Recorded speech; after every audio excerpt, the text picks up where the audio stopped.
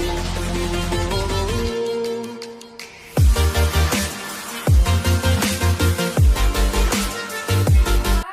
warahmatullahi wabarakatuh.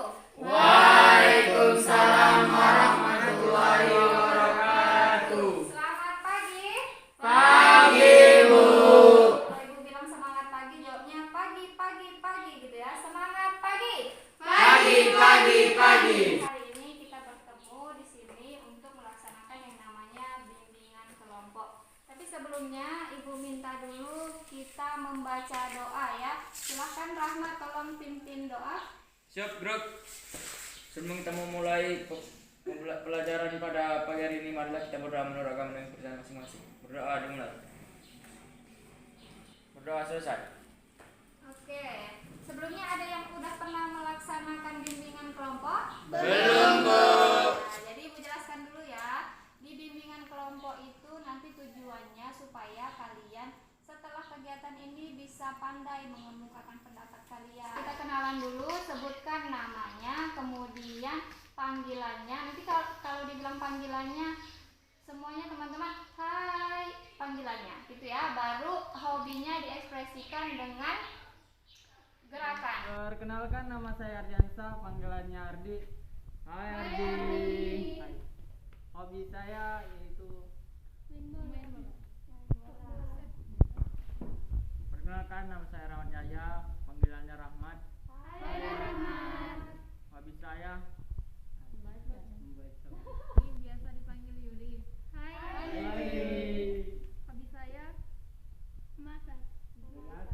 Kita akan melaksanakan diskusi, kemudian nanti kita bermain drama, kemudian nanti kita akan nonton video. Dalam BKP ini ada azas-azas yang harus ditaati, yaitu seperti keaktifan, kesukarelaan, kenormatifan. Untuk merileks suasana, kita buat games dulu ya. Nama gamesnya adalah Badai Pasti Berlalu. Cara mainnya, badai pasti Berlalu.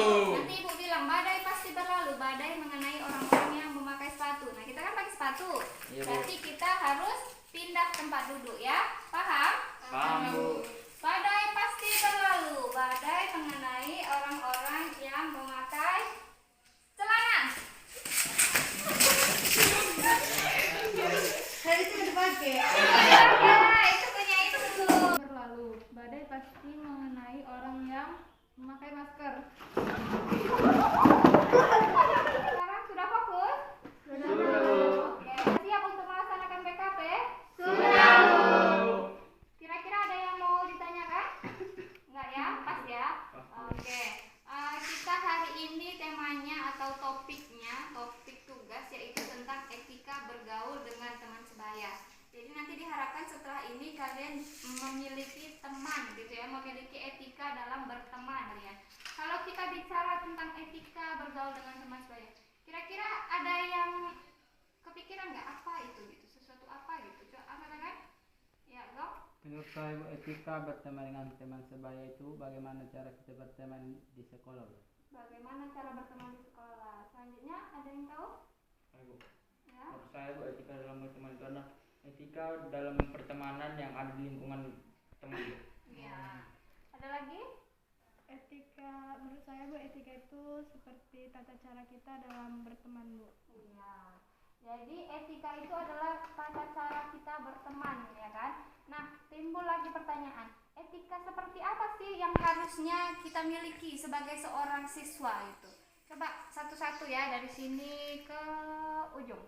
Dari Ardi dulu, Ardi. Menurut saya, Bu, menghargai satu sama lain, Bu. Menghargai satu sama lain. Lanjut.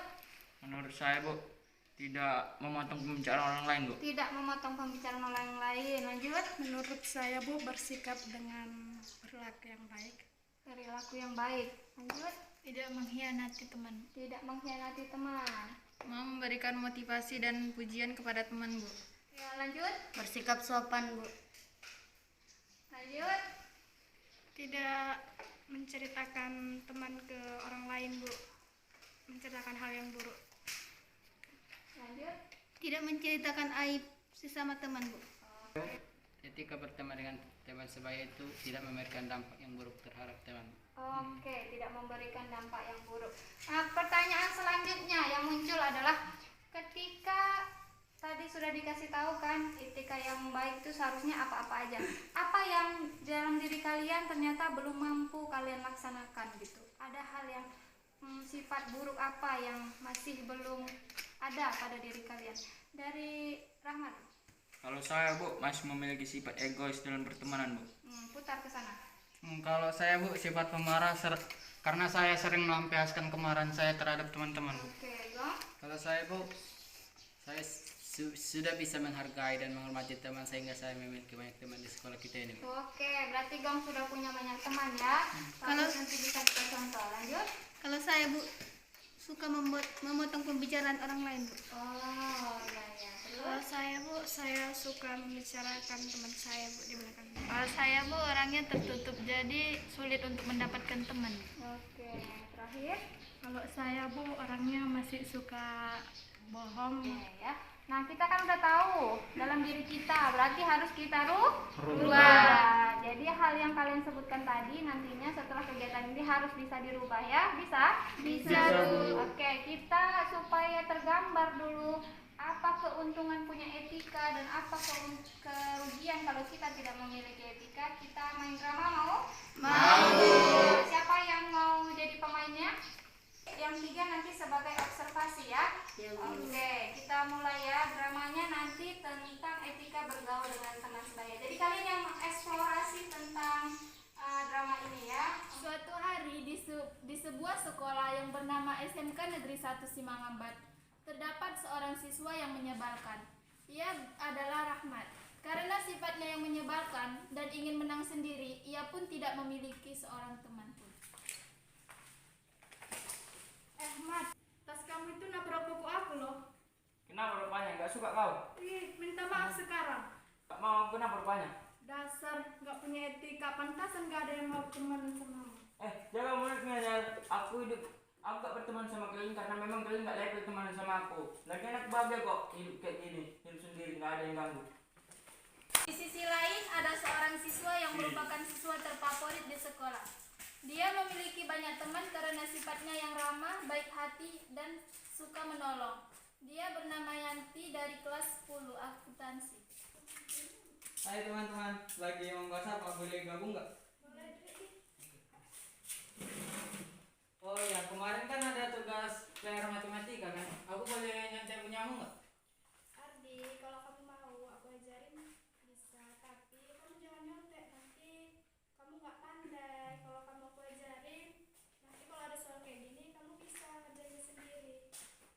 Oh kalau kayak gitu boleh ajari aku dong? Boleh dong. Oke. Nah, segini. Oh iya, jadi kayak gini caranya. Gampang banget. Makasih ya udah mau ngajarin. Emang kamu teman yang paling terbaik deh. Kalau kayak gitu aku ngerjain PR dulu ya. Setelah Ardi pergi untuk mengerjakan PR-nya, kemudian Nelly datang dengan rasa dongkolnya terhadap Rahmat. Nelly pun mengadukan hal yang dialaminya kepada Yanti dan Yuli. Teman-teman, kamu kenapa Nelly? Aku galak kali loh sama si Rahmat itu. Kenapa Nelly? Pelan-pelan ceritakan. Tadi kan aku baca buku, masa dia tiba-tiba nabrak tasnya. Terus aku suruh minta maaf, dia nggak mau. Etika ya, semalam aja aku dijahatin loh sama dia. Tapi kalian berdua tahu nggak? Sebenarnya kalau di rumah dia itu anaknya cengeng dan suka nangis. Apalagi kalau mama dan papanya berantem. Dia itu cuma di sekolah doang sok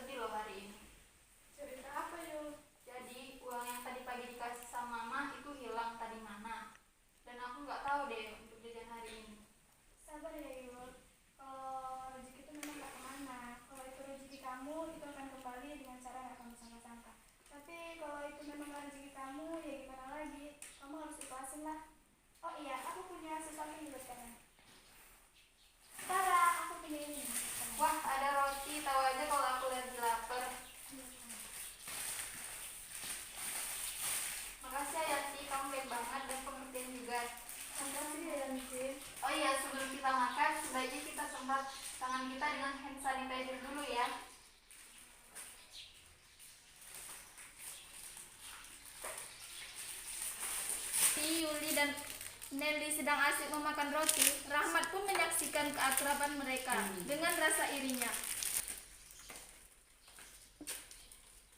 Tapi Rahmat pun berkata, andai saja aku punya teman seperti mereka, pasti aku juga bisa tertawa dan berbagi seperti mereka.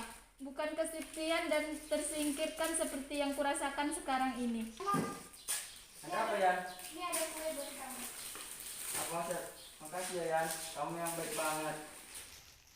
Akhirnya Rahmat makan roti dengan kesendiriannya, meratapi malangnya dirinya karena tidak ada yang mau berteman dengannya.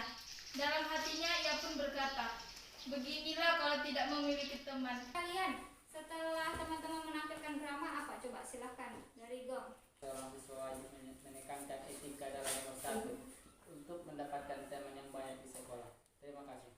Oke, lanjut, mantap. Sebaliknya Bu, jika kita menjadi orang yang banyak etika, kita akan disukai banyak orang dan memiliki teman yang banyak. Oke, lanjut, Kasih. Hikmah yang bisa dipetik menurut saya adalah jika kita ingin memiliki banyak teman, maka kita harus mau mengubah diri kita menjadi yang lebih baik agar kita disukai banyak teman. Terima kasih. Ibu minta nanti kalian sambil menonton sambil mengoreksi diri kalian. Mana tahu dalam video ini ada sifat-sifat yang menurut kalian ada dalam diri kalian ya. Ya, ditonton ya, dikoreksi dirinya. Sifat buruk yang tanpa disadari bisa membuat orang-orang di sekitar kita menjauh. Inilah beberapa kebiasaan yang membuat seseorang dijauhi oleh orang lain. Yang pertama adalah playing victim. Playing victim adalah berlagak menjadi korban atas sesuatu. Dia selalu bercerita. Yang kedua adalah merendah meninggikan mutu, atau biasa disebut dengan humble bragging. Videonya sudah ditonton semua? Sudah Bu. Bisa dikoreksi dirinya? Bisa Bu. Oke, nah sekarang apa yang akan kalian lakukan setelah BKP ini? Apa yang akan kalian rubah setelah selesai bimbingan kelompok ini? Silakan dari Yuli dulu. Kalau saya Bu, saya akan berubah menjadi orang yang lebih baik lagi dan mau memuji orang lain. Oke, lanjut. Kalau saya Bu, saya akan lebih menghargai seseorang yang lagi bercerita atau berbicara. Lanjut. Kalau saya Bu, saya akan berusaha mengerti orang lain Bu. Oke, lanjut. Kalau saya Bu, lebih agar bisa dapat mengubah diri saya sendiri, agar bisa dapat bergaul dengan sesama teman. Oke, lanjut. Kalau saya Bu akan mengurangi rasa egois saya dan akan mengurangi rasa emosi saya terhadap teman Bu. Lanjut. Kalau saya Bu, mengurangi bercandanya jangan terlalu keterlaluan. Lanjut. Kalau saya Bu, mengurangi rasa kemarahan supaya saya dapat berkumpul dengan teman kembali Bu. Sudah positif sekali langkah yang akan kalian lakukan ya. Ibu harap kalian bukan hanya membicarakannya sampai sini, tapi juga akan melaksanakannya dalam dunia nyata atau dalam tindakan nyata. Setuju? Setuju. Kita komitmen ya sama-sama ya. Habis ini dilakukan ya. Iya Bu. Oke. Dulu sebelum kita akhiri, pesan dan kesan kalian selama melakukan bimbingan. Kalau saya Bu, pastinya senang, apalagi berkumpul dengan orang yang tidak sekelas dengan saya. Tambah pengalaman baru lah ya. Iya, lanjut. Kalau saya Bu, kesannya menyenangkan dan semoga nantinya masih bisa dibuat Laksanakan lagi. Oke, lanjut.